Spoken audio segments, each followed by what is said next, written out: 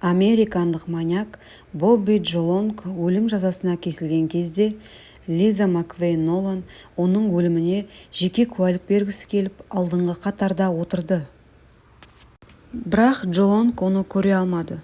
Тіпті көрген күннің өзінде оны танымайтын да еді.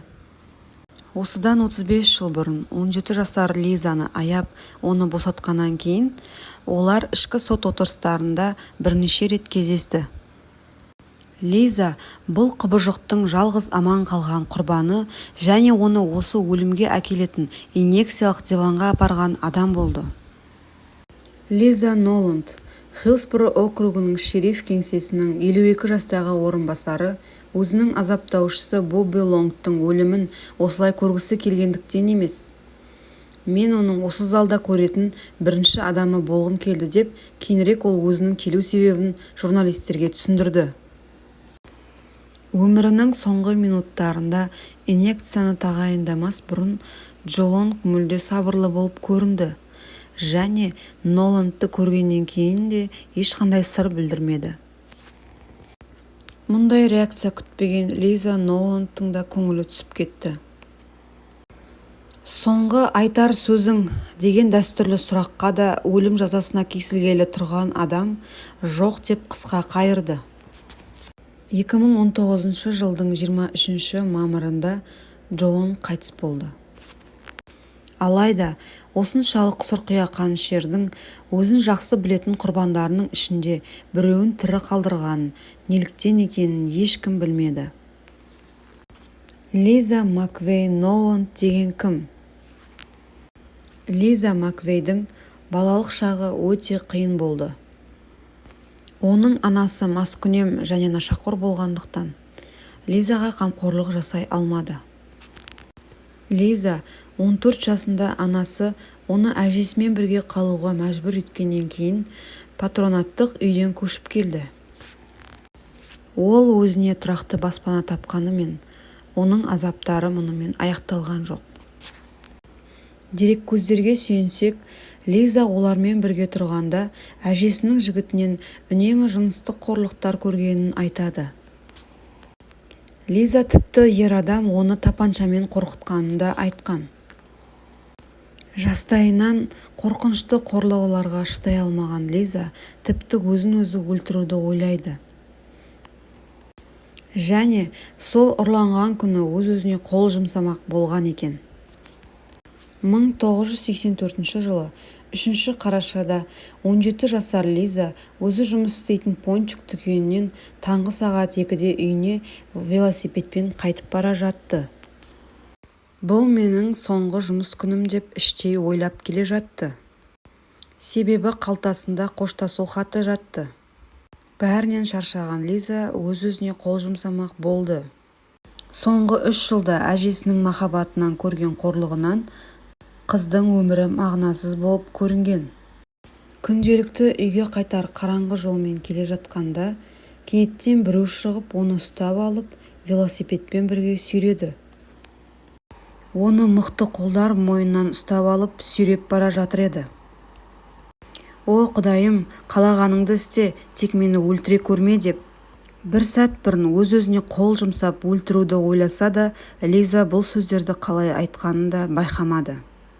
Содан кейін оны біреу тапаншамен қорқытып тұрып байлап көлікке салды. Байлаулы жатса да Лиза ұрлаушының көлігі туралы бірнеше мәліметтерді байқап, кейінірек полицияға да ашты. Лизаны ұрлаушы өзінің пәтеріне жеткізбес бұрын аралды жыныстық қатынасқа түсуге мәжбүрлеген. Бір таңғаларлығы, тіпті көздері байланған қорқынышты күйінде де Лиза пәтердің барлық бөлшектерін есіне түсіре алды. Оған жету үшін қанша уақыт кеткеннен бастап, алдыңғы есіктен ол тұрған бөлмеге өту үшін қажет қадамдар санына дейін білген. Пәтерде Лиза ұрлаушы тарапынан қатыгездікке, ұрып-соғуға және зорлыққа ұшырады. Ол оның жағына шығуға тырысып, тіпті оған тәуелді науқас әкесі бар екенін де айтты. Оның үстіне Лиза оны ұрлаушының жақында сүйіктісімен қимай ажырасқанын білгенде, ол тіпті оның сүйіктісі болуға қарсы емес екенін айтты. Сенгені сонша, ұрлаушы Лизаның қолдарын алып өзінің бетіне қойды. Бұл кейінірек полицияға бет-әлпетін сипаттап беруге керемет мүмкіндік болды. Алайда олардың арасында осындай арақатынас болса да, Лиза ұрлаушының оны өлтіргісі келмейтінін түсінді. Ұрлаушы оны бірнеше рет зорлап, тіпті оны физикалық тұрғыдан қорлағанымен, Лизаның жоспары жұмыс істегендей болды. Өйткені оны ұрлаушы кенеттен ойын өзгертіп, машинасына салып алып, көзін байлап, оны жол жиегінде қалдырып кетті. Ақыры Лиза Маквей босатылды. Ең бірінші уақыттарда Лиза өзінің босатылғанына сене алмады. Ұрлаушының машинасының жарығы көрінбегенге дейін Лиза жерде тырп етпестен жатты. Ақырын басып қараңғы көшемен өз үйіне қарай жүгірді. Өзінің мықтылығымен осыншалық қайсар қыз таңға жуық үйіне оралды. Шаршап шалдыққан Лиза үйге әрең жетті. Бірақ мұнда да оны жақсы нәрсе күтіп тұрмаған еді. 2 тәуліктен бері қорлықтан көз ашпаған Лизаны, осы уақыттан бері қайда болдың, неге жұмыстан уақытында оралмадың деп ашуланған әжесі оны қайта ұра бастады. Қыз оған не болғанын түсіндіруге тырысса да, бірақ жауап ретінде әжесі мен оның жігітінен тек ұрып-соғулар ғана болды. Олар айлакер қыз өтірік айтып, шын мәнінде ол жай ғана достарымен қыдырып жүргеніне сенді. Ақыры ол жалғыз қалғанда полиция бөліміне жете алды. Тек сол жерде ғана оны тыңдады, тек сол жерде ғана оған сенді. Олар оның сөздеріне өте мұқият қарады. Лиза полицейлерге бүкіл округты бұрыннан қорқытқан маньякты табуға мүмкіндік берді. Негізгі ілмек автомобильдің маркасы мен түсі болды. Лизаның айтуынша ол қызыл түсті доджа болды. Полиция қызыл доджалардың барлық иелерін тексере бастады. Олардың барлық саны 100-ден болды. Уақытта бұларға қарсы болғандай өтіп жатты. Қылмыстар жалғасты. Тағы 2 әйел өлтірілді. Ақыры 1984 жылы 16 қарашада Лиза күдіктіні танығандай болды. Ол кинотеатрдан шықты. Қыз оған нұсқады. Осылайша Бобби Джолонг полицияның қолында болды. Детективтер оның көлігіндегі қызыл чехолды көргенде іздеп жүрген қылмыскер екендеріне күмәні болмады. Себебі жәбірленушілердің денелерінен табылған қызыл түсті талшықтар мұның дәлелі еді. Жүргізілген сараптама мұны растады. Тергеу 1 жылға жуық уақытқа созылды. 1985 жылдың қыркүйегінде Флорида маньягына қатысты сот өтті. Оның кінәсі дәлелденді, бірақ жазасын тағы бірнеше ай бойы талқылады. Нәтижесінде Бобби Джолонгты 99 жылға, сонымен қатар 28 жыл қосып беріп, өмір бойына бас бостандығынан айырылды. Содан кейін оны өлім жазасына кесу туралы шешім қабылданды. Өлім жазасына дейін тағы 35 жыл өтті. Осы уақыт ішінде маньяк түрмеде отырды. Бобби Джолонг негізгі мамандығы рентгенолог болғанымен, бұл сферада ешқашанда жұмыс жасаған жоқ. Және де осындай қылмыстарға барар алдында ол 2 рет үйленіп ажырасқан еді. Кейінірек анасы ұлының оған қоңырау шалып, білесіз бе, мен бүкіл әлемде лайықты қыз таба алмадым деп айтқанын есіне алды. Бұл бірінші құрбан болғанға дейін 2 ай бұрын айтқан сөздері еді. Лиза Ноланд оған әйелдермен қаншалықты бақытты болмағанын үнемі айтып отырғанын есіне алды. Лиза оның аянышын тудыруы үшін ол науқас ата-анасының жалғыз қызы екенін айтып, осы оқиғаны ойлап тапты. Ол Бобби Джолонгтың не үшін босатқанын білмейді.